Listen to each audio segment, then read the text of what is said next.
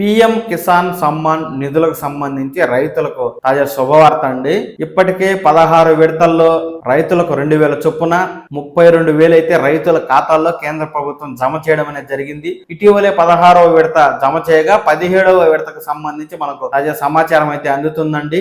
మే చివరి వారంలో అయితే మనకు ఈ పిఎం కిసాన్ 2,000 రూపాయల నిధులను విడుదల చేయడానికి కేంద్ర ప్రభుత్వం సిద్ధంగా ఉన్నట్టు తెలుస్తుంది. మే 13వ తేదీ లోక్సభ ఎన్నికలు ముగిసిన వెంటనే మే చివరి వారంలో రైతులకు ఈ 15వ విడత పిఎం కిసాన్ నిధులను 2,000 రూపాయలను కేంద్ర ప్రభుత్వం అయితే విడుదల చేసే అవకాశాలు ఉన్నట్టుగా మనకు వార్త అయితే వస్తుంది. ఎవరైతే రైతులు ఇంకా ఈకేవైసీ చేయించుకోలేదో అలాంటి రైతులైతే పిఎం కిసాన్ అఫీషియల్ వెబ్సైట్ కి అయితే వెళ్ళి అక్కడ ఈకేవైసీ చేయించుకోవాలని చెప్పి మనకు అధికారులు అయితే తెలియజేస్తున్నారండి. కనుక ఎవరైతే రైతులుగా ఉండి ఈకేవైసీ చేయించుకోలేదో అలాంటి రైతులందరూ కూడా అఫీషియల్ వెబ్సైట్ ద్వారా ఈకేవైసీ చేయించుకుంటే మనకు 17వ విడత నిధులు అనేవి ఎటువంటి ఆటంకాలు లేకుండా జమ అవుతాయి. కనుక రైతులు అనేవారు ఈకేవైసీని తప్పకుండా చేసుకోండి.